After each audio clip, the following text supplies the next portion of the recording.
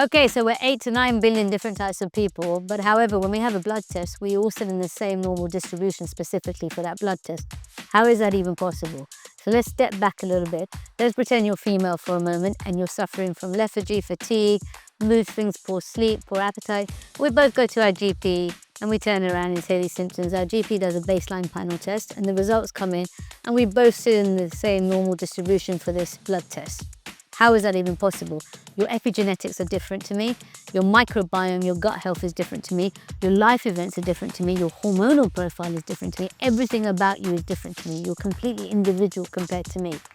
So when we're doing this panel testing, we're looking at a personalized approach where we test 450 to 650 biomarkers or end organ inflammatory markers specific to you with your own bell curve, and I have my own bell curve.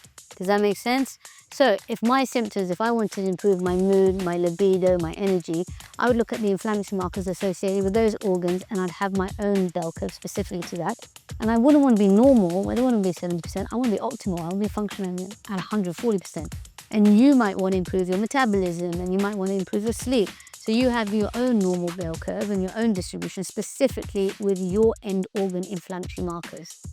And whilst we're doing that, we can do some other tests. So we can look at cardiac function specifically for you. So we can look at your homocysteine, your cholesterol, all the fun things that happen in there. We can look at your gut, your microbiome specific to you, food sensitivities, intolerances down here. Then we can look at metabolism and the way you metabolize things, your leptins, your insulin management, your HbA1c. Then we can look at your own specific endocrine function, i.e. your own hormone function. So we can look at stress hormone to make sure there's nothing like cortisol is not peaking or going down in terms of adrenal fatigue or your estrogen or testosterone. We can also do specific things like look at your immune system and optimize this. And then we can also do something like fertility, where instead of you having one standard test, we can do cyclical mapping of how do the hormones change in terms of variability to optimize you. We can also partner this with specific tests such as biological aging in terms of your glycans, or we can look at gene expression in terms of methylation gene testing. So if we personalize the approach for you and we specifically get results specifically to you in terms of your own normal distribution and where you'd like to lie, i.e.